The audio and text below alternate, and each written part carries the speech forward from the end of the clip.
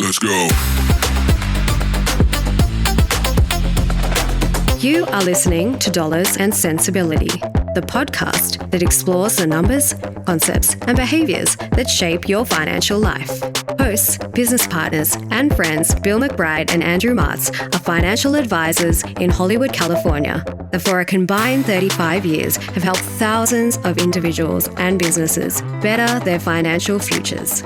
Here, they want to open these discussions to you, the listener, share the many things they have learned, and of course, how to be sensible about your dollars. Greetings and welcome back to the Dollars and Sensibilities podcast. I am your host, Bill McBride, here with my good friend and co-host, a man who Chuck Norris consults regularly about his roundhouse kicks, Andrew Money Martz. Andrew, how are you today? I have been known to have a killer roundhouse. I mean, these are not lies. These are facts only on the Dollars and Sensibility podcast. I'm doing great. Happy Friday to you. Happy Friday, man. All right, we got an intro question. What trade that you've done in your career, either personally or for a client, where you went back and looked at with regret, or the most regret? Obviously, there's going to be more than one regrettable trade. But what was the biggest regrettable trade you've had? I mean, I don't know if I have like regrettable trades, because everything is kind of part of a plan or design. But if, you got to go back and I would say personally, the amount of times that I have bought and sold Apple throughout my life, dating back probably the first time around 2005 or 6, I've probably spent more in trading commissions than, what my actual, no, I mean, Apple Computer's done well for me and every other investor, but that was one I just, I should have bought it 20 years ago and just held it and just added to it over time and just let that bad boy sit. And that experience has kind of helped shape the evolution and the maturity of my investing principles. So yeah, I think the biggest regret is just like trying to trade in and out of stocks. And for me, that one was Apple, like probably many others listening to this podcast right now. And present company included. Absolutely. Well, so today's episode, as we said, is Know When to Hold 'em. And ladies and gentlemen, my apologies if this triggered that song in your head and sticks with you for the next week of your life. The song's called The Gambler, and it's a great song written by Don Schultz, popularized by the late Mr. Kenny Rogers. The lyrics, Andrew, we can agree, we've heard people quote these lyrics as much as we've heard Caddyshack quotes from golfers. But today we're going to extrapolate some of the lessons here, see if they really apply. Or are they just catchy phrases that we assign truth to, which is not reality? So this episode, we're going to expand upon the previous episodes of Don't Sweat the Petty, Money Scripts, Green and Red, even Benchmark Jones applies here. So sounds like a lot to take in, but it's super simple. We as investors really get caught up in this concept of leaving money on the table. It's a staple of human behavior to feel like we're missing out, and it often causes us to make mistakes when we're investing. So today, we're going to use an example that can translate to many other facets of investing as well. Let's just say our fictional investor, Kenny, buys 1,000 shares of ABC stock at $100. That's $100,000, and he buys it on January 1st. Kenny sells the stock at Christmas for $110 per share. Kenny made $10,000. That's a great year. That's 2 great trades in my book. However, Kenny is sitting around the fireplace with Dolly on New Year's Eve and looks up that ABC stock. There's something inside him that just says, oh, go see what it's at today, Kenny. And it's right. I mean, God, we do this all the time, right? And I do it. It's uncanny how hard it is not to do it. But Kenny looks it up. Remember, he bought it for $100, sold it for $110. He looks it up and it's trading at $120. All of a sudden, Kenny's face turns white. His inner dialogue just did a 180-degree turn. He thought on Christmas Day he was a savvy, disciplined investor that made 10%. And now he's turned into, in his own mind, a knucklehead that got it all wrong and left $10,000 on the table. If he had just waited 5 more days, he would have made $10,000 more. Yeah, I think the what ifs for investors are the most dangerous games to play because hindsight is always 20/20, right? So Kenny can look on New Year's Eve or New Year's Day and say, geez, what an idiot. I should have held for 5 more days. Unless he held for 5 more days and the price per share, instead of increasing $10, went down $10. And now his $100,000 investment is back to $100,000 and he's had zero movement for the course of that year. So when I listen to a story like Kenny's, hindsight is always 20/20. And if we could all look, like it's like in Back to the Future 2, when they go to the future and they get the sports betting almanac, he's like, let me just make it's, none of us have a crystal ball or the ability to see what's going to happen in 5 days or 5 years or even 5 minutes from now. So your rationalization as an investor when to buy and sell should be determined at the onset of those investments when you need the money or for a predetermined strategy. Hey, like I'm going to see what I can do from now until Christmas Day or whatever it may be. Yeah, absolutely. But or when I make 10%, once I make 10%, I'm going to get out. Right. But that's the hard part. That's the dilemma. It's the hardest part of investing is to keep to that strategy, keep to that plan. You can set up with limit orders and different things in your account to make it happen so where you get your 10% and you get out. But the hardest part psychologically is not going back in and looking at the money you left on the table, right? For some reason, and it's 7 times, I think the study shows, right? Pessimism is 7 times more powerful than optimism, right? So Kenny is going to be 7 times harder on himself if he leaves 10 grand on the table than he is going to be patting himself on the back if it went down 10% and he's just got his principal there, right? So look, I don't think that looking is the problem. The problem isn't looking. The problem is the self-judgment. The problem is that Kenny is judging himself, calling himself a knucklehead, or thinking that he's somehow inferior because he only made 10% instead of 20%. And listen, as you alluded, this is a real life scenario. Any investor has gone through this where they've sold and they lost money, and if they just would have waited, the stock rebounded, or they sold and after they sold, the stock continued to roar, and they, if they held, they would have made more money. So there's different ways to look at this. But the reality is that I always say this, most people don't plan to fail, they fail to have a plan.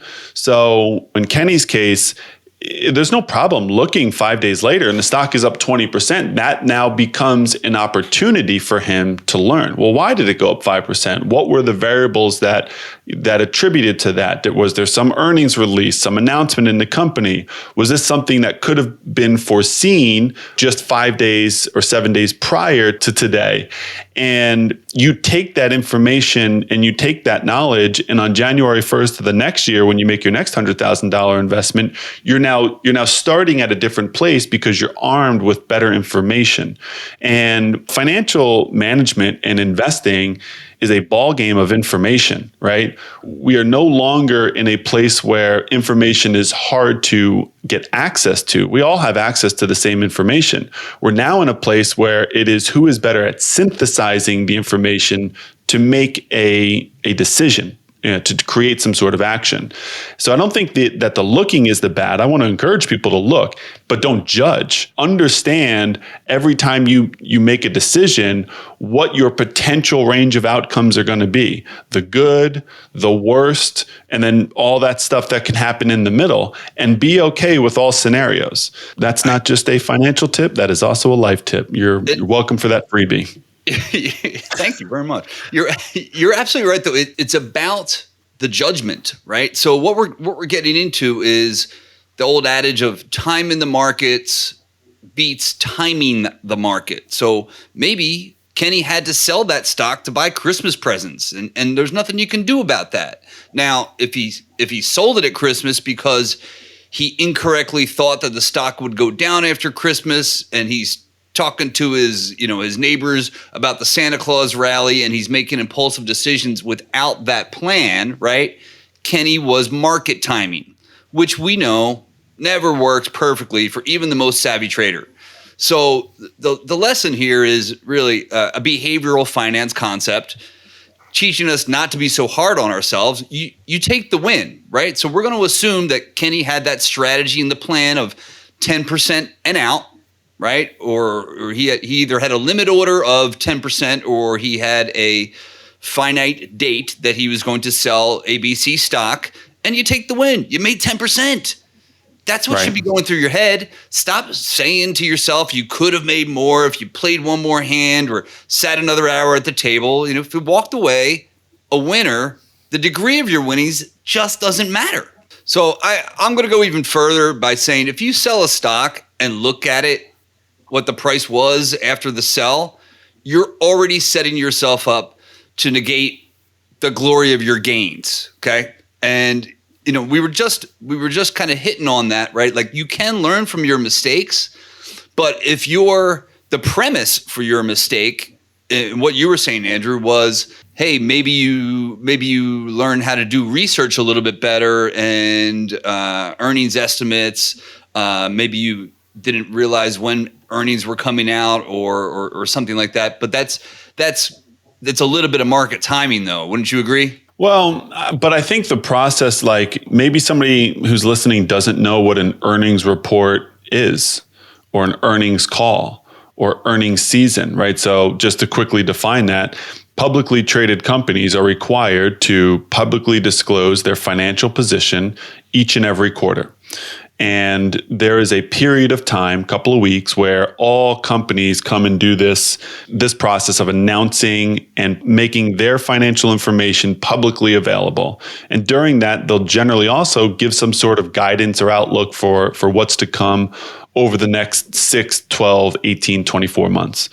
So maybe Kenny didn't know that going into that season and now discovered that process. I think that's a win. Does he need to now become a trader and try to trade off of earnings seasons and earnings calls? No, that's not the point. But I think financial literacy is. So anything that promotes and furthers his ability to understand what he's doing is a good thing. You know what? That's a great point, actually, that I frankly hadn't thought of until you just said it, right? Because I'm trying to get the individual investor to have that discipline without knowledge of the earnings season or those day trading kind of intricacies that can really get people swept up. But in Kenny's case, in this example, maybe he had the strategy of selling on Christmas, day after Christmas. But maybe he should have looked into, hey, is that day is there something significant that's happening with this particular company's stock report that day that's going to affect the trade, right? So, the tough part is always when to hold them, when to fold them, when to walk away, when to run. And, my investment philosophy, Andrew, always buy now, sell when you need to use the money. And I think that gives the long-term investor the peace of mind to acknowledge that he or she cannot time the market. You are always going to leave some money on the table, but that's okay. Right. And I think that you and I probably have very similar investment philosophies, part of which has been shaped by our experiences as financial professionals. Though our investment philosophy is not shared by everyone. And I think the reality is that I can't argue with anybody that there's lots of great investment strategies that exist. Some have proven to be better than others. When I think about this topic of know when to hold them, I agree. If you're a long-term investor, you want to buy high quality investments and identify things that are going to be positioned to experience growth over the period of time that you anticipate that money being invested. Maybe it's 5 years, maybe it's 50 years, maybe it's even longer than that. But there are other people who may not do that. And know when to hold them. I think about that title. You should know prior to even making your investment. There's in real estate investing, the old adage is you make all of your money when you buy. So, the idea is that you've done so much preparation and homework before you even purchased a home or a piece of land or whatever it is that you're buying, that as soon as you've made that purchase, you've already made your money. So now you just have to execute the plan in which you've designed. And there are variables that can change, right? The cost of labor can go up, the cost of lumber can go up, the cost of, housing can change or whatever it may be. And the same is true for any other type of investment, a stock, a bond, a mutual fund, an ETF, is that you're really making your money on the purchase of it because you understand what that investment does, and you understand how it fits into a part of a greater plan. So now you just have to allow that investment to mature and do whatever it's supposed to do, grow, create you income, maybe a little bit of both.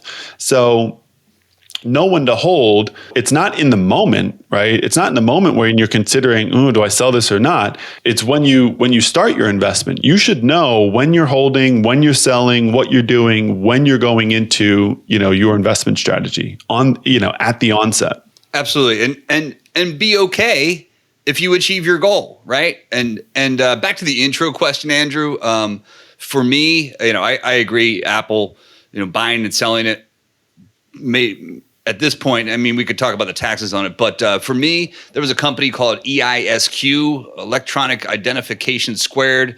It was in the height of the tech boom. Somebody in Silicon Valley told a friend that told a friend, and I got a hold of it for 75 cents a share, sold it for $3 a share, quadrupled my money, right? 2 weeks later, it was at $7 a share, kicking myself. Still thinking about it 20 years later, right? 22 years later, I'm still thinking about it. And it's great. We can't help it.